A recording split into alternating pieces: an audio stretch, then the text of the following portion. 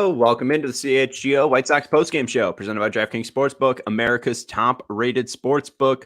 Download the app today and use promo code CHGO when you sign up. Welcome into a remote version of the CHGO White Sox postgame show. I'm your host, Sean Anderson. You can follow me on Twitter at Sean_W_Anderson. Alongside me, Herb Lawrence. Hello, Sean.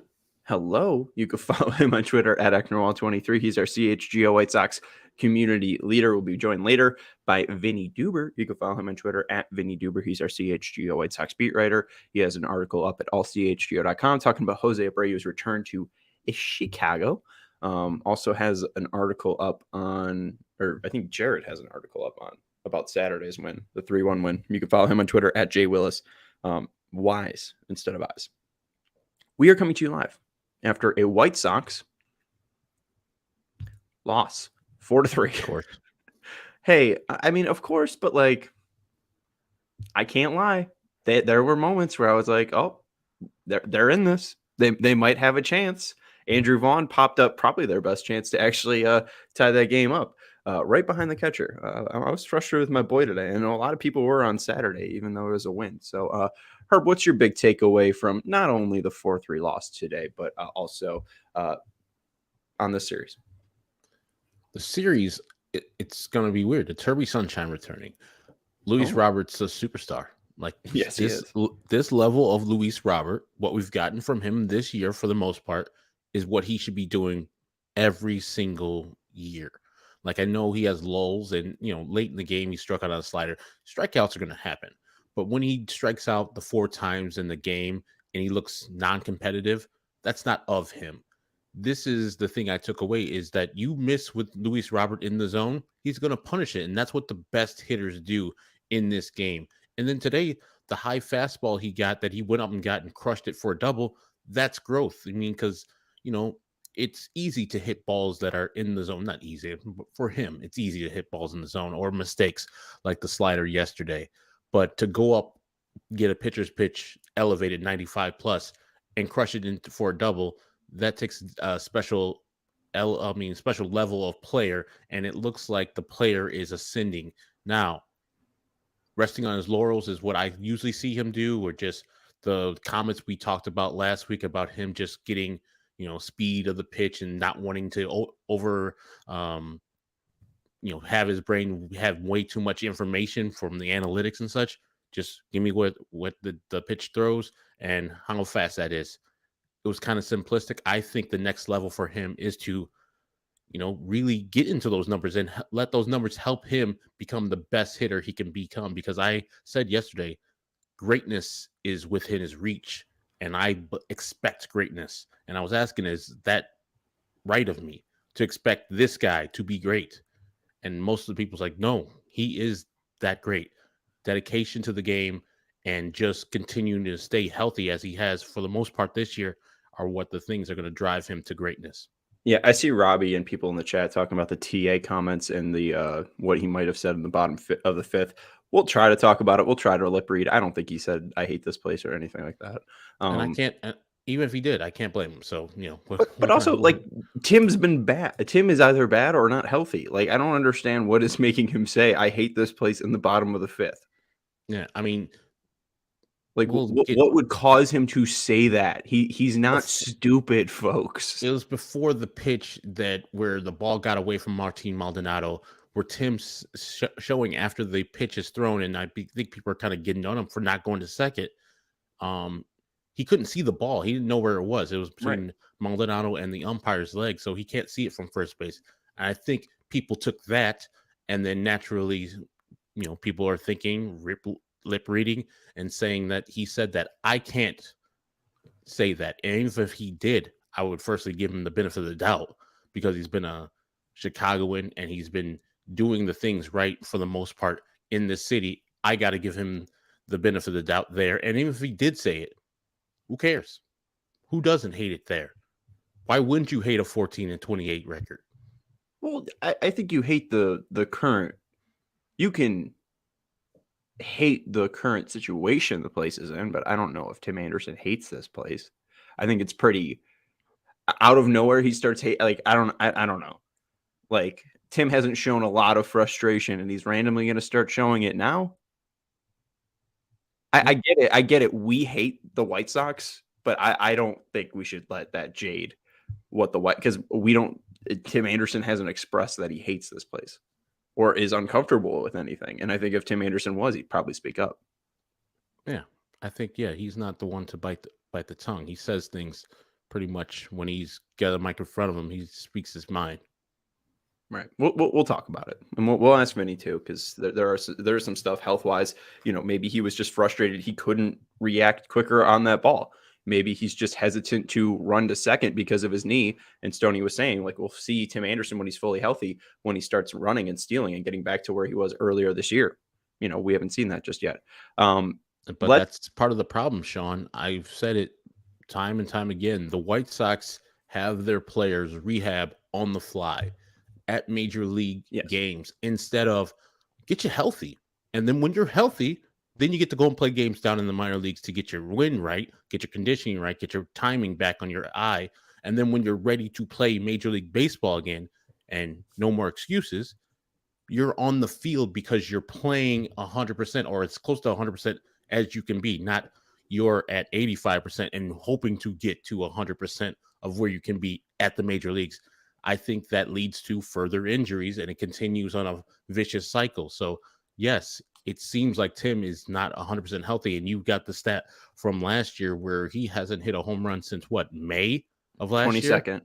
Yeah. So we're almost coming up in a game of the doubleheader with the Yankees after Josh Donaldson called him the biggest home run probably of his 2022 year. And that was it.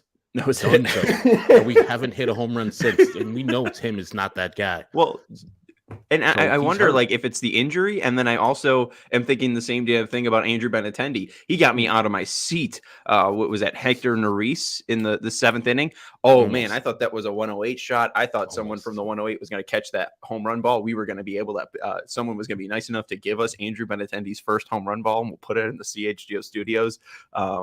But yeah, no, he pulled that shit foul. It wasn't even close. Like, it was still like, well before the foul pole line. But going back to the Tim point, like the rehabbing on, on the fly, I go back to since I think it was the Twins series where he's subbed in the ninth or so to hit or run, and then he's in the field and he makes the error, and that's how those runs score. It's like that was supposed to be an off day. Like, the guy's not going to turn down the ability to go out and try to help his team. Like, we've seen this with Jose Abreu, and I think that was a negative to the Sox, and I don't think they've taken that out of their players. Like, they need what Liam Hendriks said last year, they need an authoritarian. Like, they need somebody to be like, no, this is the rule. You're not healthy. You're not playing. And I think you're 100% right that, Tim Anderson right now, I don't think is 100%. If he's 95%, are you upset if he's playing? Like, no. That's the one thing I do wonder what his actual meter is, because we're not going to know. I mean, he's probably going to say, 15% higher than what it actually is. But like, I do wonder how healthy he would say he is, like what percentage he would say he's at. Yeah. And I don't need him to be at a meter, but Stoney's saying he's not running, and that's Tim's game. That's part of Tim's game, is to use the speed, to utilize the speed, especially with the shorter bases or the bigger bases this year. So it makes the path a little shorter and more advantageous for him to get stolen bases. And we know that, he's pretty successful when he does attempt a stolen base. So if he's not going to be that guy, I would rather him just get 100% healthy. When we were back in the days of Ozzie and different trainers, I mean, I think Herm was at the end of his career there. One thing they used to do is when the guy was out and then he said he was ready to go, Ozzie and the training staff would give him an extra day just to make sure that you're ready to go. Like, they're erring on the side of caution back then. This is looked like they're rushing people up back. And I mean, even Jake Berger, surprisingly to me, even though he hit a home run today again, because Jake Berger, off of that oblique, he's just pretty much, when the day was done, got a couple days down there in Charlotte. He's like, I'm ready to go, kids. Let's go. And he showed. But it seems like it's a team-wide thing where guys get back to the playing quicker than expected, but also not a complete player. Yohan Moncada said all last year, came back quick from his oblique injury. Season pretty much was cash because he was just trying to get over that oblique injury the whole year, and really his power was zapped. Muted myself. Yes, 100%. And two, I mean, we saw that with Tony coming out, and he probably shouldn't have said this because, again, it's just bad. But him saying, we're protecting guys' legs, and it was literally like 5 of the hitters last year. And I do wonder if any of those guys are dealing with that right now. Dave Barista is making sure and checking me, making sure that I am saying Happy Mother's Day to all the mothers, because we do have some out in the crowd, like Sox Mom 72. She's a mom. It's in the username, folks. So happy Mother's Day to everybody, especially all of our diehard moms. You're a diehard Sox fan. You were before your kids, and that's the thing about Mother's Day. You are a person. Mom should be celebrated. Shout out to moms. Yeah, and you are also, a person. I want to echo the sentiments of you and Dave Barista and most of our people out here who are watching us and listening to us on our podcast. But also, I know today is a hard day for some people who don't have their mothers anymore or Right. grandmothers. So I want to say, comfort with you today on this tough day. And I hope all the memories of your mothers and grandmothers keep you warm and cuddly. And they speak through you, and you live the life that they would want you to live. So hope that you guys are fine yourselves on this day. It might be tough for you. Shout out to Lenora, Ann, Brita, and Sky Point to Kathy, all the people, all the moms that I know, or at least the ones that are close to me. Shout out to Linda too. Yep. And shout out to this is a perfect transition. Shout out to Hulk Hogan's giant taint for the super chat.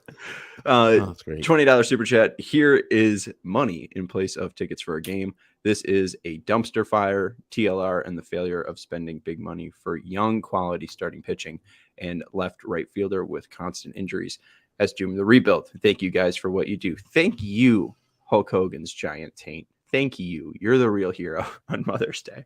I agree with some of that, and I disagree with some of that. Like, the dumpster fire part is that Tony La Russa was allowed. It's less that Tony La Russa was even the manager. Hey, they won 93 games in 2021. Managers don't matter.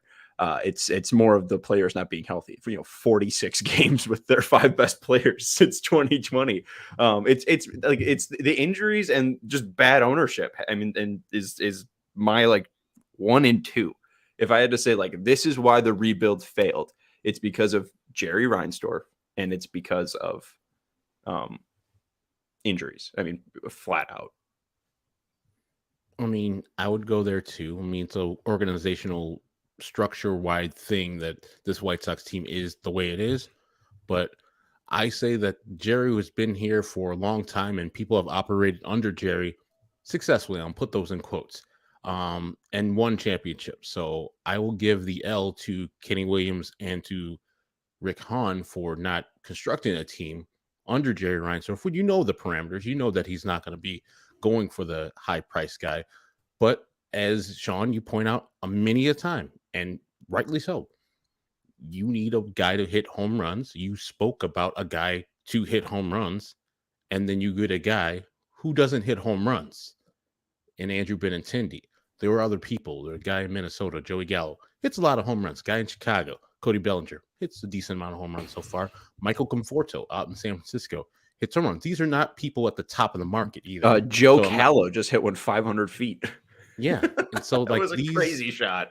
These people you could have got, and you would have solved one of the problems in your long quest to find a right fielder. And then you didn't get anybody for second base except for Elvis Andrus, who hasn't been the guy that you picked up late last year, who was just overperforming, I think, because he was getting out of Oakland.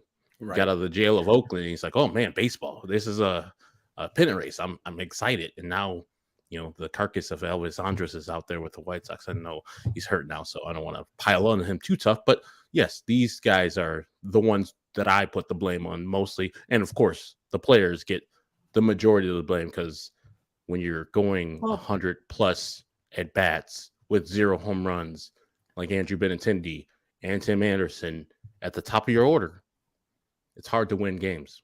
100%. But also, both of those players, I think, are just having the lingering effect of injuries. The White Sox, I think, signed a player in Andrew Benintendi who was broken and damaged goods. Go back to how his season ended. He broke his hamate bone, Hamate. HMATE bone, and that's usually not a killer for baseball players. But and the two that I have in mind, I know Giancarlo Stanton broke his, I think, in 2014, and he wasn't the same in 2015. 2016, he got right and hit like 59 homers. And then Jose Ramirez, who is a completely different breed, broke his hamate bone in 2018, 2019, and then came back for 3 games in 2017 for 3 games and played against the White Sox and like hit like 3 home runs because he's Jose Tam Ramirez.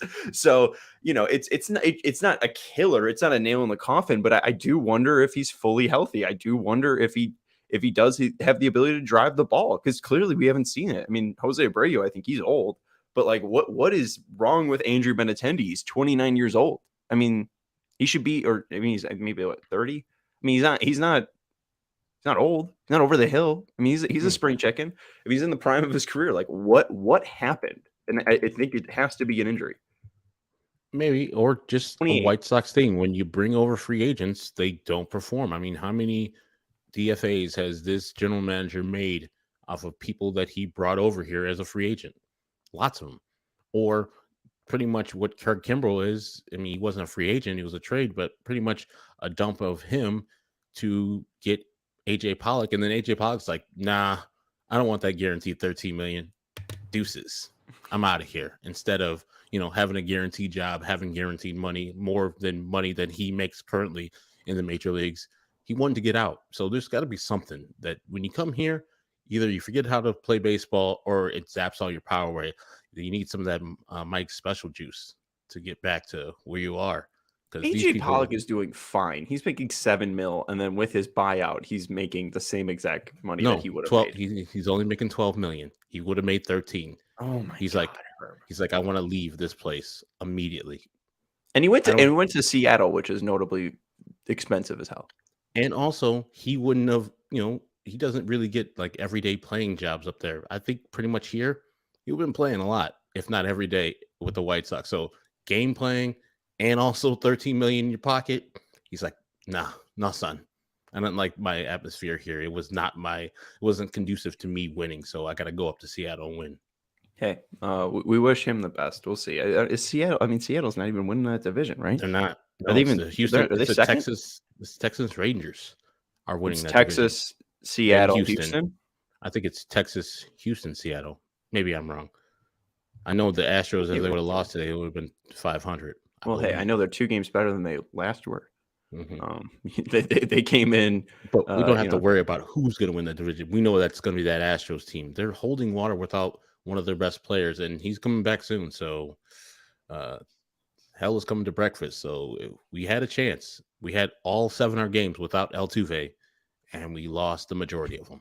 Hey, look at the Angel. They're actually in 3rd place. It's Rangers at 24-15, Astros 21-19, Angels 21-20, Mariners 20-20. The Sox won't see the Astros again, right? No, that's it. Today was it. They finished the season series with them, and I was thinking maybe possibly you can get a 4-3 win over these guys in the season series and have some solace and say, we beat the reigning champions. We tied them up at their place and we beat them here at our place. Got the season series, take some positivity out that and go and play them Guardians on Tuesday. No, not happening. Yeah, and we're going to take a quick break, talk a little bit more about Luis Robert, talk to Vinnie Duber as well, who's going to join us from Guaranteed Right Field. I pulled back up the super chat from Hulk Hogan's Giant Tank because he said, here is money in place of tickets for a game.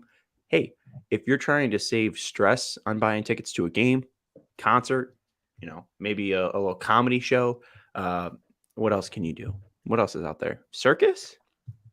I don't think they do circus. I guess that's an anymore. event. I mean, you could probably, maybe there's a circus like in the woods. I don't know. Game Time would have you, if there was a circus in the woods, Game Time would keep you stress-free for that event. Game Time is the fastest and easiest way to buy tickets for all sports, music, comedy, and theater near you. And with killer deals on last-minute tickets and the best price guarantee, you can stop stressing over the tickets and start getting hyped for the fun you'll have as well. That money has already gone to Jerry Reinsdorf. Don't give him any more. Just go to Game Time and get hooked up right there. You can forget the planning in months in advance. Game Time has deals on tickets right up to the day of the event. You get exclusive flash deals as well for for football, basketball, baseball, concerts, comedy, theater, and more. And the Game Time guarantee means you'll always get the best price. If you find tickets in the same section or row for less, Game Time will credit you 110% of the difference. And Herb has already done this, and it was very speedy. He got his money back in less than 12 minutes. So snag the tickets without the stress with Game Time. Download the app now, create an account, and use code CHGO for $20 off your first purchase. Download Game Time today. Last minute tickets, lowest price guaranteed. Herb, do you have the ComEd read? I don't have it with me right now. I can go over to my phone, which is on the other side of the bed. We're a mess. I could tap dance. I could tap dance here while you stop the camera real quick. Hold on. I could give a shout out to Target, folks. You probably got a Target in your life. This sun-soaked teak candle, I would highly recommend. Maybe you're stopping by your Mother's Day for a dinner, and you're like, oh shoot, I'm a bad son. I'm a bad daughter. What am I gonna? I'm a bad person. I didn't get my mom a gift.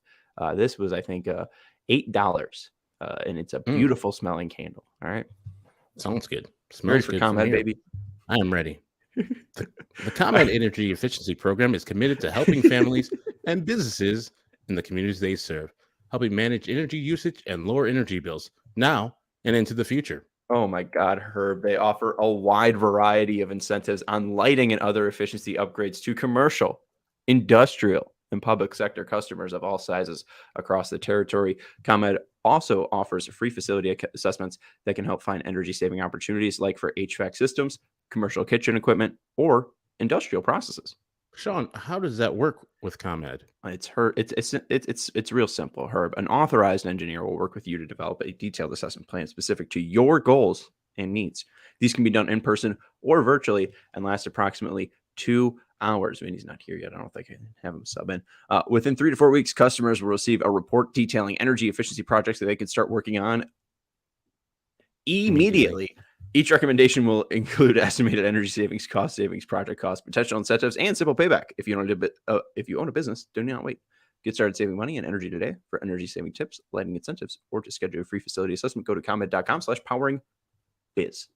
Sean, I'm a little hard of hearing today because I'm at home. We're on a remote show right now. Turn up your headphone. Did you say comed.com/poweringbiz, spelled B-I-Z? I actually wasn't going to understand it if you didn't spell it. Could you spell it again for me? B-I-Z. You should be on the spelling bee. Maybe that's going to be the next quiz. Is you and Vinny are going to have to spell players' names. I'm good with that. I actually was like 3rd place in my middle school on spelling bee. He called the game on Saturday without Googling it. Pierzynski, spell it. P-I-E-Z-Y-N-S-K-I. Spell it again. It's Pi, P-I-E-R. Okay. Z-Y-N-S-K-I. Correct. I didn't hear the R, so I just wanted to make sure you had it in there. But yeah, hey, look at you. You could be a spelling bee champion, Herb. Shout out to first and second place people were now doctor and lawyer. I'm a podcaster. I mean, so that puts up in the upper echelon, right? I mean, you could take that to, when your contract's up. I mean, you can go chat with our guy Brandon Spino and be like, hey, in a spelling bee that I placed 3rd in, there was a doctor and a surgeon. So I could be comparable to them salary wise. Like Dr. Raj Misra makes a lot of money. Let's go. How much do you think Tom Skilling makes? Did you know Selena Gomez, for that awful Hulu show, Only Murders in the Building, she made $600,000 an episode? That girl made $6 million per season of that damn show. Take that to the bank. That's amazing. Good for her. But Martin Short and Steve Martin. Yes. Yeah. I don't know how much. That's $6 million for that show. Have you ever watched it? I have. I'm on season 2. It's all right. You're watching it though. Well, so I mean, I am watching it. Money. But Steve Martin Short. I mean, those guys have been around. Yeah, but but you weren't drawn to that show because of Steve Martin and/or Martin Short. Yes, I was. Do you even know those people? Yes. Have you ever seen Cheaper by the Dozen? I have. Have you seen Three Amigos? Yes.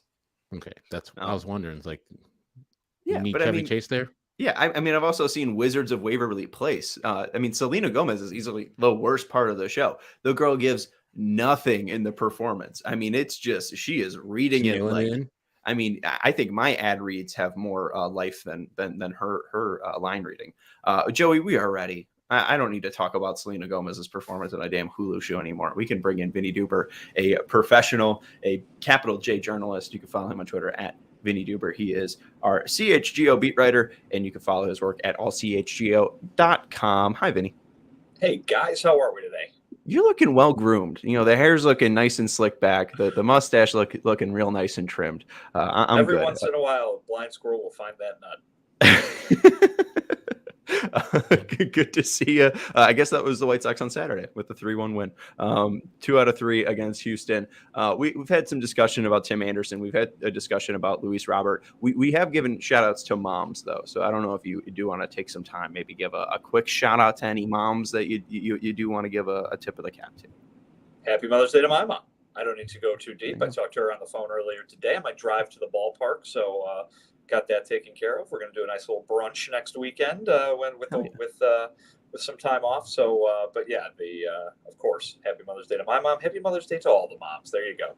Shout out to Miss Duber. All right, let's get into the White Sox. I tried to stall it as much as I could. Let's start with Tim Anderson, just because. First off, the video, now rewatching it, I think Noah Fallon tweeted at me in the bottom of the 5th when I think Vaughn was up. Ball got away from Maldonado. Tim was on first base. There's kind of a decision like, should he not go to second base? And then the camera was on tight with him, and it seemed like he mumbled something, bad lip reading, then had people, retweeting that he hates Chicago. Great. Awesome. That's really great and cool. It looks like he said, though, I should have been at second. What we've been talking about is more of Tim Anderson and what percentage he might be playing at right now. I know that there was some comments about Tim Anderson's health right now and his status and how they're trying to maintain his health pregame from Pedro. So why don't you clue us in? Well, just to start off, I can tell you that he did not say what the folks on Twitter thought he did.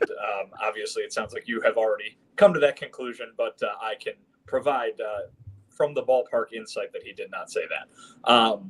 Moving on to his health, yeah, he doesn't look 100%, does he? Running to first base, he's a guy that, Herb, you've talked about it many times, can fly around the bases. And watching him go down to first on a ground ball, watching him, even take that jog on a ball to the outfield or something like that, it doesn't look like we're used to seeing Tim Anderson look. So the eye test tells you that he is not at 100%. But then, folks here from yesterday heard that Tim's not at 100% right now either. So,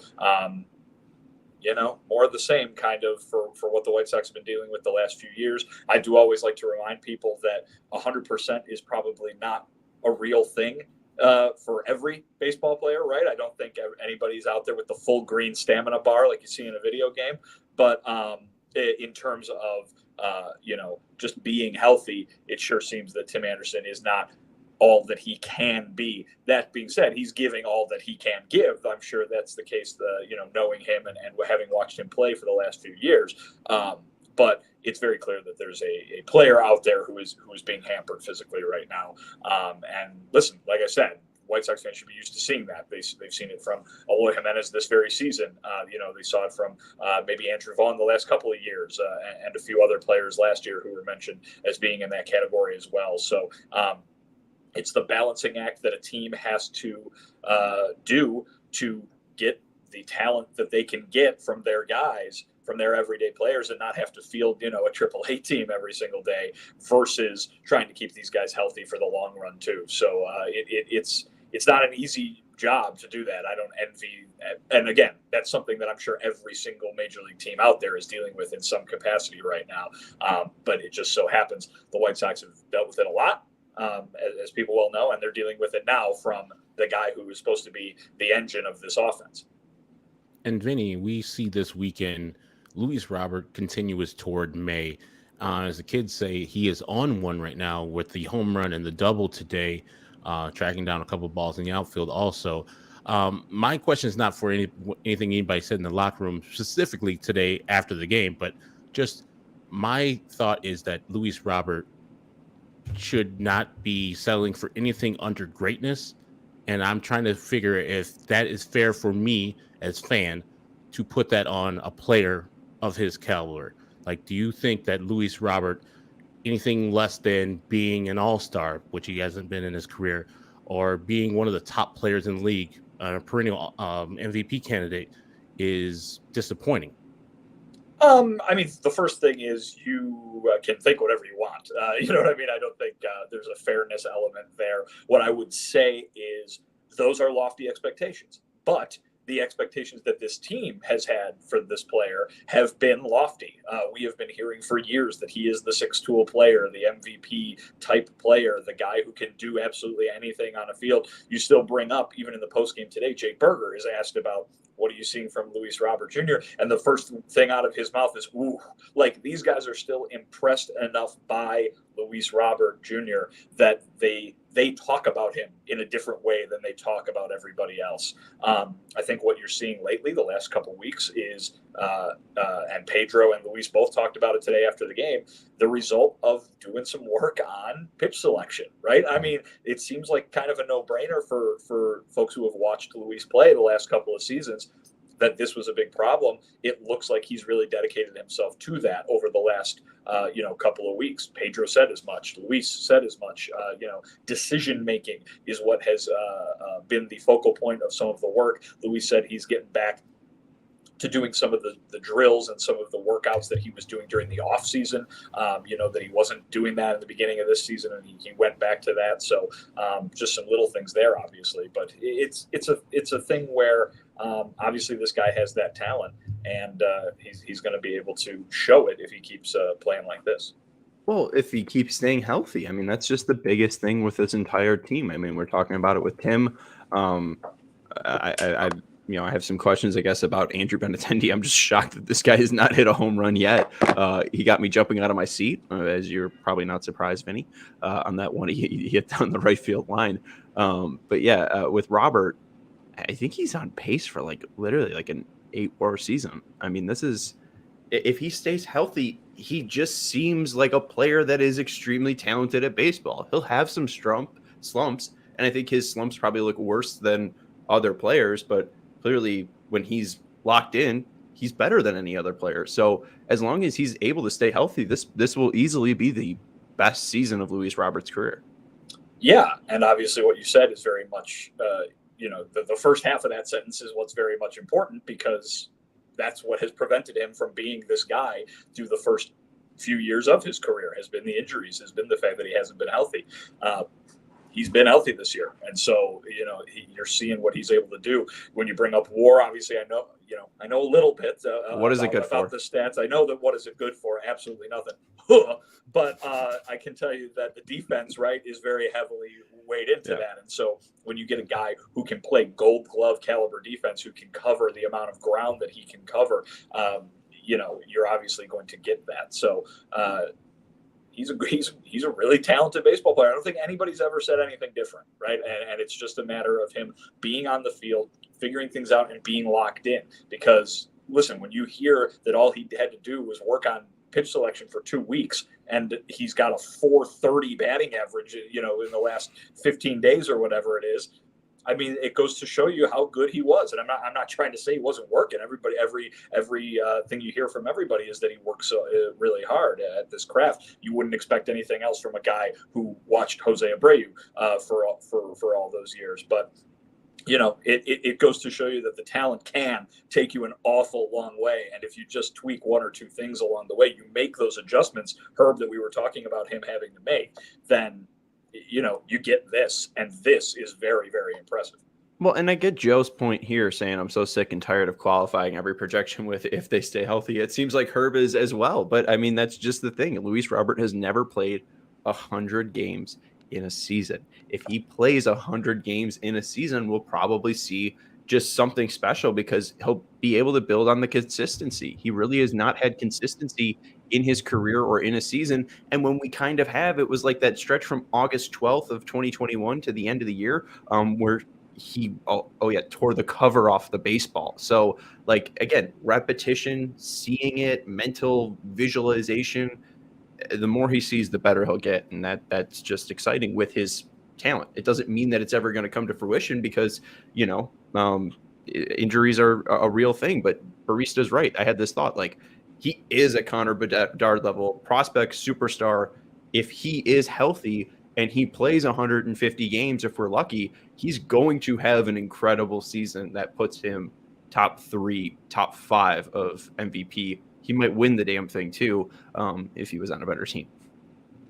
Yeah, well, right. That's usually how that works. You got to go ahead and have some sort of insane season like Shohei Ohtani always does in order to go ahead and overcome your team's record. So, but yeah, I mean, that's the thing too, is like the headline. Absolutely, there's a big headline around Luis Robert Jr. right now, and I mean, he's been fantastic this month. But the question I had for everybody, him included, in the post game today was, how are you guys handling this challenge? Like, you have to dig out of this huge hole. I mean, they're a quarter of the way through the season, and they've got twice as many losses as they do wins. Nobody saw that coming. You could be the most pessimistic person out there, and I know we've got a lot of them that watch and listen on a regular basis who are not, thrilled with the offseason, who are not thrilled with, this team, this roster coming off of last year. You did not think that they were going to be 14 games under 500 at the quarter mark. And so, listen, they think – They believe that they can do something to turn this around.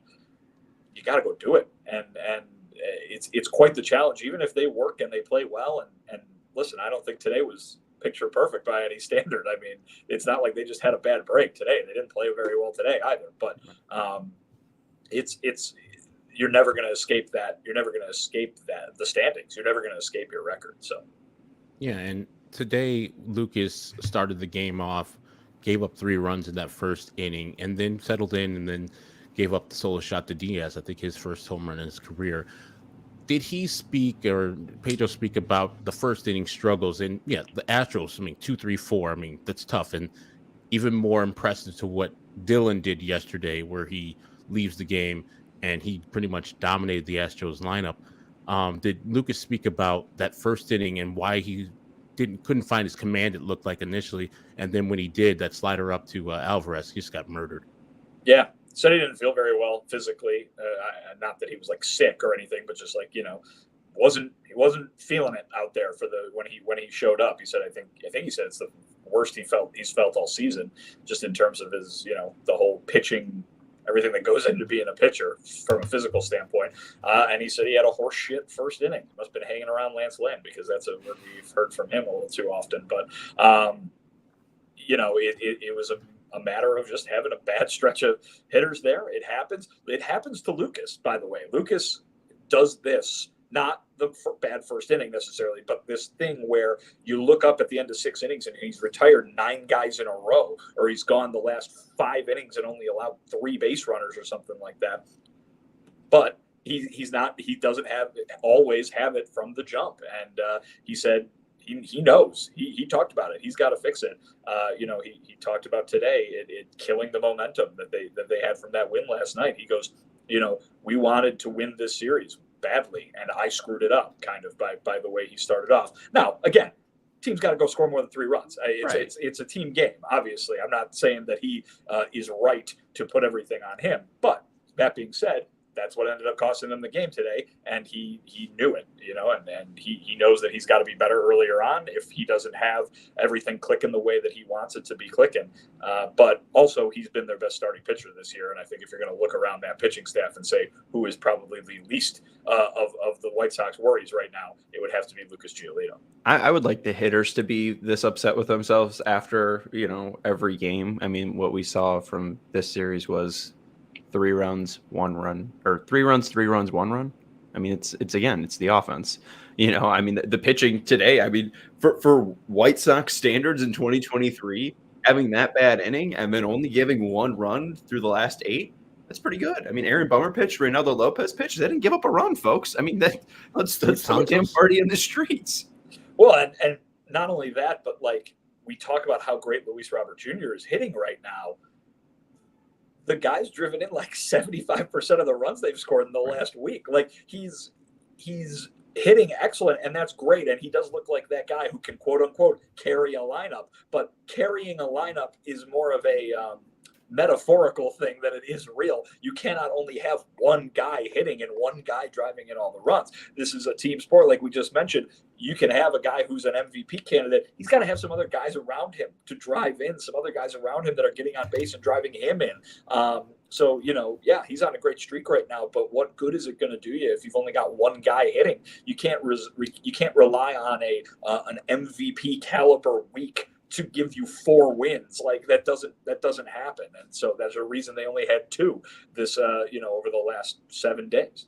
Right. And 2, I mean, I know Vaughn's been decent. I mean, he's 13 RBIs in the last 15 games, but still, I mean, we go back to the top of the lineup. I mean, Andrew Benintendi's having a career worst year and Tim Anderson following. I mean, those 2 guys haven't been able to provide a ton of pop at the top of the lineup. Benintendi did a good job of getting on today. But, again, didn't come to too much fruition. We'll take a break here. Want to talk some Gavin Sheets. Nice catch out in the outfield from Gav today. Want to talk some Yasmani Grandal and then anything else that might come to mind. But those are the 2 big ones that I want to chat about. We're going to take a quick break, though, and let you know about Fubo TV. That's how I watched the game today. They have 140 live channels of sports, shows, movies, and news. You can stream live TV from any device. Not only did I stream it from my TV today, I can stream it on my laptop when I need to, be at the office and I maybe screenshot some stuff for social, and then I also have it on my phone as well. If I want to be listening to the game, maybe Jason and Steve. So I really do love Fubo TV, and I do love the 1,000 hours of cloud DVR that's included at no extra charge. You could start watching it immediately with a 7-day free trial. There's no contract, no cable, no hassle. Just sign up and start watching. You might not want to watch the White Sox on NBC Sports Chicago, but there is the NHL draft where Connor Bedard will likely become a Blackhawk. There's the French Open, the PGA Championship, the WNBA, and hey, shout out to the new Sky Crew as well. 2 new hosts over hosting CHGO Sky, so go support them. You can watch the White Sox though on NBC Sports Chicago with Fubo TV. Use the link in the description to sign up for 15% off your first month of Fubo Pro. Also want to let you know about Shady Rays. It's been a gloomy couple days here in May. Not too much sun, but you can take on the sun with gear built to last. Our friends at Shady Rays have you covered with the warm weather ahead with premium polarized shades at an affordable price. Shady Rays is an independent sunglasses company that offers a world-class product, that's just as good as any expensive pair we've worn. They have durable frames and extremely clear optics for outdoor adventures. And that's not all. Shady Rays offers the most insane protection program in all of eyewear. Every pair of sunglasses backed by lost and broken replacements. If you lose or break your pair, even on day 1, it tells us that they will send you a brand new pair. No questions asked. You wear your Shady Rays with confidence because they have your back long after your purchase. And after 30 days, if you don't love your Shady Rays, you can exchange them for a new pair or return them for your free because, again, Shady Rays has your back. Exclusively for you, Shady Rays is giving out their best deal of the season. Go to shadyrays.com and use code CHGO for 50% off 2+ pairs of polarized shades. Try for yourself these shades rated 5 stars by over 250,000 people. Let's go to Yasmani here because I'll cut you off real quick here, Sean. I can tell you. Tim Anderson said, "I hate that pitch clock." There you go. Oh, okay. Was that like a post scrum or? I can tell you that. Okay. All right. Cool.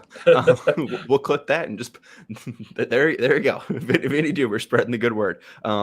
Cool. Yeah. I mean, he was on base, so like I don't know what. The back and forth was like. I do wonder. Again, I think everybody was worried about. They are obviously jumping to something negative right away, but they were worried about maybe what was happening exactly in the moment. White Sox had 4 pitch clock violations today. A lot of them, and one of them was during a TA at bat. So, referencing maybe what he was talking about earlier to his former teammate there at first base with Jose Abreu standing right next to him. But Lucas was asked about it too. Pedro spoke about it after the game and said he wasn't happy about it, that this is something the White Sox have to clean up. Lucas said he was called for one between innings. So the warm-up pitches between innings, apparently he just went too long with one of them, and they called him for a pitch clock violation for it. And he was like, well, I didn't even know that was part of the rules. So he has to go back and check that out maybe. But Pedro was not happy that this was happening to the White Sox today. And you saw him chatting with the home plate umpire at one point too. If you wanted to do some lip reading, you could go do that. But obviously he was not happy with how the White Sox, how his players handled that today either. So he wants them to clean that up. And that was the violation was in the bottom of the fifth at bat that got him on base. I don't remember specifically, but okay. I know TA was hit with a pitch clock violation during one of his at bats today. Okay, cool. Thank you. Yeah. And that's why we have big J journalist Vinnie Duber on the scene. Go follow him on Twitter at Vinnie Duber. All right, so I want to go to Yasmani first because he's not on the IL. I think Pedro talked about that on Saturday or maybe even Friday. The decision on if they are or not going to put him on the IL, but we saw him suiting up for a potential 10th inning to catch. So, maybe he can't start, but if they need him to, right? I mean, what's the status of Yaz? So he obviously tweaked his hamstring running the bases in Kansas City last Thursday. It was still bothering him Friday, and it was still bothering him enough yesterday. He was written in to the starting lineup yesterday, and then he was scratched, still bothering him. Today, he was said to be available for whatever the White Sox needed him to do. And like you said, you saw him putting on the catching gear there late in the game. Today, I believe it was just a day for Seby Zavala to start. I believe Seby has caught Lucas in every start but one this season so far. So I just think that was them sticking with a good thing there. Seby and Lucas working well together.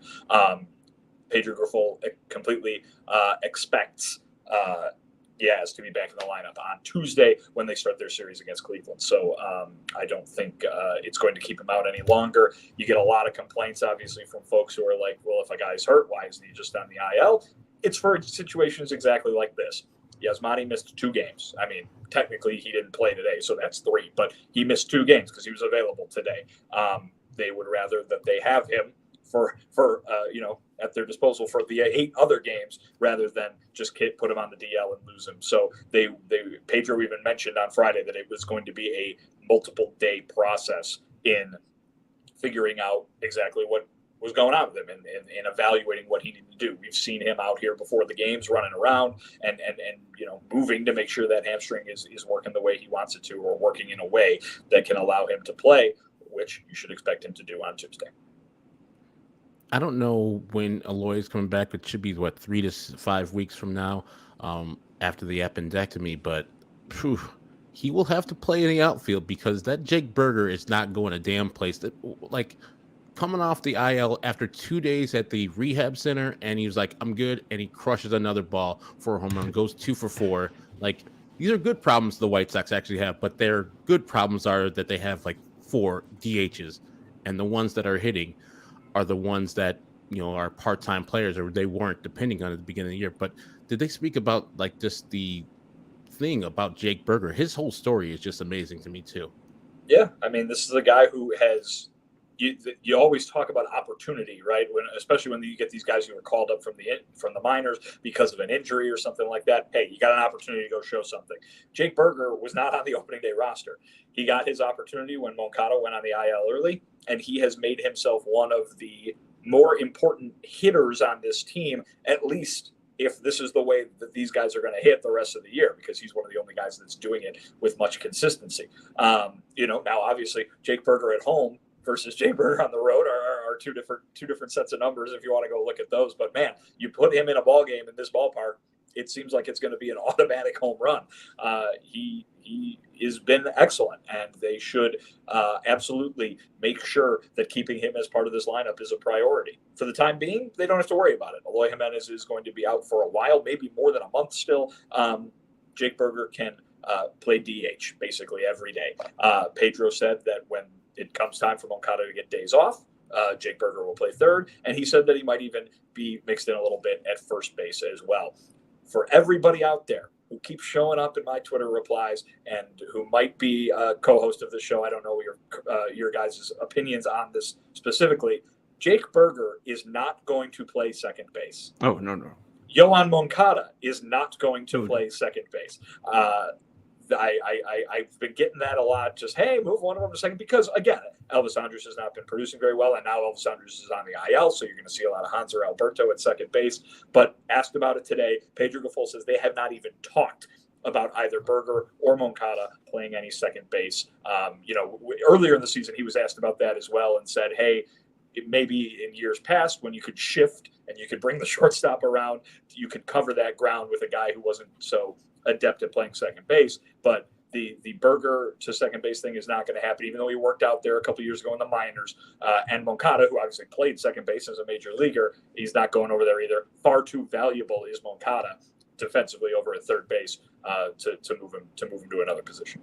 Yeah, and no, I'm more toxic than that. I would be suggesting Andrew Vaughn to play second base, maybe Jake Berger in left field. I'm saying, let's get crazy with this, folks. But yeah, no, I don't. Jake Berger didn't make the roster because he couldn't play third base defense, and he's been adequate there this year so far. But when do the wheels fall off on that? We really saw players struggle there, and even to the point we were surprised that he actually was going to play third base for this team when he got called up. We thought that he'd just be a DH type, maybe even first base, because that seemingly became his position during spring training. Speaking of Sugar, Gavin Sheets with that great play. He talked about to you in spring training about his defense. That was a slick play out there. It was a great catch. Now, unfortunately, Chas McCormick upstaged him with the final out of the game, and it wasn't even the best play made in that outfield today. But yeah, what a great catch by Gavin Sheets. And I think a lot of people lump him in, again, rightfully or wrong, or right or wrong. I'm not really trying to defend anything one way or the other, but they lump him in with these guys who have been, for lack of a better term, kind of butchers in the outfield the last few years. You got Vaughn playing out of position, the last couple of seasons, and then all of the misadventures that Eloy has had out there. But Sheets, he works at it, man. He works at it every single day, taking fly balls in the outfield. We see him working out here before the games, and he obviously has the confidence that the White Sox don't have in other areas. Right? You notice they're not putting Andrew Vaughn in the outfield anymore. They did that the last 2 years, and they're like, no, Andrew Vaughn is a first baseman now. This is what he does. Eloy Jimenez is hurt, and so that throws, or not hurt, recovering from an appendectomy, and so that throws kind of a wrench into things. But they don't have a problem right now with trotting Gavin Sheets out there on an almost daily basis. And for the most part, he's done all right. Obviously, there's some glaring moments, that one in Minnesota, which I'm sure he would like to have, scrubbed from not only his memory, but everybody's. But you're going to get that with a guy who doesn't have the athletic ability of, say, Luis Robert Jr. out there in center. But that was a tremendous catch today, and you're not going to stop seeing Gavin Sheets in right field, particularly while Eloy is out, and maybe even after Eloy comes back, just because what did we hear when Oscar Colas got sent out? This is Gavin Sheets' opportunity to shine. Now, he might end up the odd man out, because if you're going to have, if you're going to try to crowbar Jake Berger into this lineup, he's going to need to do it at DH. If you're not taking Moncada out of it, and Eloy's got to play somewhere, so maybe Gavin Sheets ends up as the odd man out. But he's been decently consistent at the plate this year, and a nice play today in right field.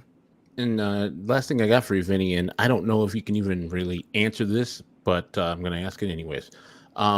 This loss today was, I think, one of those losses that were going to happen. It's not really a bad loss. It's a loss. You're going to lose games. And so I was wondering how the clubhouse took this loss. I don't know if you can actually compartmentalize this loss, or they're just feeling the 14-28 as a whole, and they're just down, as a collective because their record sucks. But I wouldn't be too upset if I was them for their effort they gave today. So I don't know if you can assess how the clubhouse felt after the game, if it felt any different than any other loss where I felt that they were just kind of listless and, fundamentally not sound. Yeah, I mean, that's the thing. These things don't happen in a vacuum. And, as much as they want to say we got to take it one day at a time, and maybe that is the mindset that you have to use in order to put this record behind you and try to dig yourself out of the hole, this was their 28th loss. They've done a lot of losing so far. We talked about it all last year. It's not necessarily that any of the guys who were part of those fun-loving White Sox teams went anywhere. They just started losing too much and losing more than they thought. And guess what? It's no fun to lose. So they're losing again, and they've lost a lot more, from a rate standpoint than they did last year. Lucas Giolito talking about it. Jake Berger talking about it. They need results. They need to start winning some games. They need to get on a little bit of a hot streak here so they can, find this challenge as being something that's a little bit more realistic. I don't know if personally I would call it realistic for them to dig themselves out of this, but it's not like they got a double-digit deficit in the standings. The Twins aren't running away. Although maybe if they get to play the Cubs every day, they will. But 16-3. But yeah, I mean. No, there's nobody in that clubhouse right now who's jumping for joy or cracking wise after you lose for the 28th time in the first quarter of the season. So, I don't know. I'm not trying to say that there's some sort of clubhouse problem or anything like that. It's just you're asking me about the mood. Well, when these guys lose, the mood's not usually good. And when you lose a lot, it's hard to turn that mood around quickly. So even if they come out on Tuesday against the Guardians and win, right, and win in some big fashion, they'll say, yeah, we needed that one. We need to get a lot more. And that's going to be the case until they do it. Yeah. And they need series wins. I mean, they don't need day-to-day wins. I mean, they need to start stringing wins together if they do want to be a player in the playoffs this season, which just makes me laugh even saying out loud. Just some quick hitters. Liam Hendriks did pitch today. I know it was kind of up in the air if he was or wasn't going to pitch and feel up to it. On Sunday, he did pitch an out, struck out a guy in 4 pitches, and his velocity was can't find it. There it is, 93.6. So I don't know if he's going to be. I think Tuesday is his next scheduled day to pitch, and they were going to reevaluate. So we'll have more on Liam on Thursday. But he did pitch today, which is a good sign. Lane Ramsey had 8 of the 10 fastest pitches in the Bulls and Knights game today. Vinnie Duber. I know you wouldn't want to see Lane Ramsey on the White Sox bullpen, but hey, I don't know if I'd go that far. I'd say take a look at the ERA in AAA and tell me that demands quick promotion over some of the guys, the veteran guys, I should say, that they've got up here. That's all I was trying to say. No offense to Lane Ramsey, of course. He's 6'9" and throws 99. I mean, that probably feels like 110 to the people. All right. The only other thing too is like. I don't know if Benintendi has spoke because there hasn't been a huge burst out game for him, but it has to be frustrating coming to a new city and not really having the performance that you'd think you'd have. I mean, it's not to his career level. I don't know if he's talked about too much frustration. He does kind of seem like a quiet guy. So I don't know if that's going to be something he ever speaks on, but why not ask? I mean, I think what you're talking about is reality, right? I mean, it's not like he's like pretending that everything's going smoothly, and probably quite the opposite. Because I remember Joe Kelly, who played with him in Boston, told me, during spring training, this was a guy who, had I think a 4-hit game in the World Series or something like that, and he was mad that it wasn't better, kind of thing at the time, and that was to illustrate the kind of competitor that Benintendi is. So yeah, I'm sure he's far from comfortable with what's going on right now. And then I think the biggest thing though too is, if you're looking at it from an outsider's perspective, is what was he brought here to do? Be consistent, right? I mean, the one thing that we said, Sean, whether you were right to point out that this was not an addition that addressed the power need that this team had this offseason, but we were like, well, but that's fine, but at least he's going to do this, this, and this. We know what Andrew Benintendi does over the course of his career. We know what an Andrew Benintendi season looks like.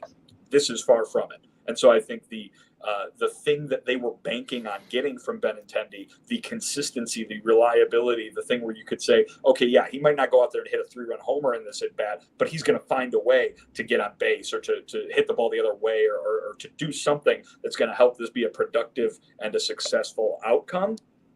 He has not been doing that. And I think that Pedro even talked about it today, saying he knows he has, because Pedro managed him, that he's far from showing what he can do to the fans in this town. You know what I mean?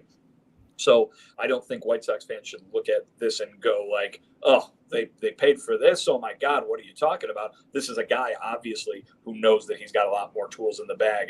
And perhaps it is just an extended slump. And you look up at some point and you're like, oh, that's what Andrew Benintendi is supposed to be. That's why they gave him the money. That's why he was the major addition this offseason. But right now he's not doing it. And so obviously if you're frustrated, you better believe he's frustrated. Yeah. Oh, absolutely. And, I would assume that he would be. I mean, you look at last year and an on-base percentage of 373. Now he's sitting around 321. I think that's raised because he got on base 3 times today, which is nice, and maybe, that is a guy that will reflect the back of the baseball card at some point this season.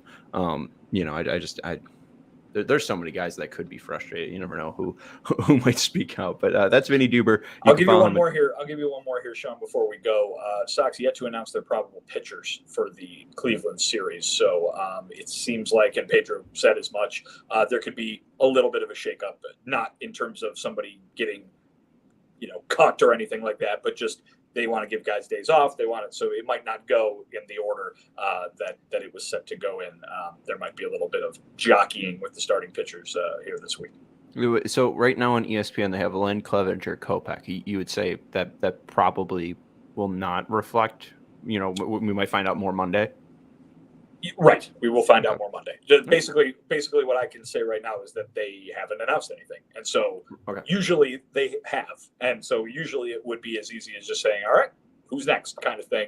They might tinker with things a little bit. Right. And I mean, there's not really a guy that you're going to call up in AAA. There's not really somebody who's performing well and has the ability to give you true length. So, I mean, I think the idea too is this off day tomorrow is something they can play with. So maybe you'll see Cease scooted up a bit or something like that. Right. Well, yeah, that's the one thing I was thinking is, it goes Lynn, Clevenger, Kopech, Cease. Maybe we see Kopech and Cease possibly flipped because that off day on Monday.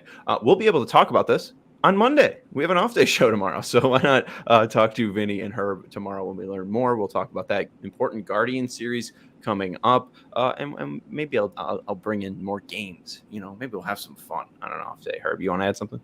Yeah, just real quick. As we started the show, Happy Mother's Day to my mother, and Happy Mother's Day to my fiance's mother, Debbie. So, and everybody who's out there who has mothers and are celebrating with them today, Happy Mother's Day to them too. Vinny brought up a Beck Deborah reference. So you mentioned Debbie. I thought of Deborah. And now I'm going to go listen to that song. That's Herb Lawrence. Love that song. Love that song. Shout out to JC Penney's. Shout out to Herb Lawrence. You can follow him on Twitter at Ecknerwall23. He's our CHGO White Sox community leader. That's Vinnie Duber. You can follow him on Twitter you can follow him on Twitter at Vinnie Duber. He's our CHGO White Sox beat writer. And you can read his work at allchgo.com. And I'm Sean Anderson. You can follow me on Twitter at Sean_W_Anderson. Shout out to the GOAT, Joey Spathis, for producing the show. Hit the like button on your way out, and we appreciate everyone for hanging out with us on this Mother's Day. Happy Mother's Day. We'll talk to you on Monday.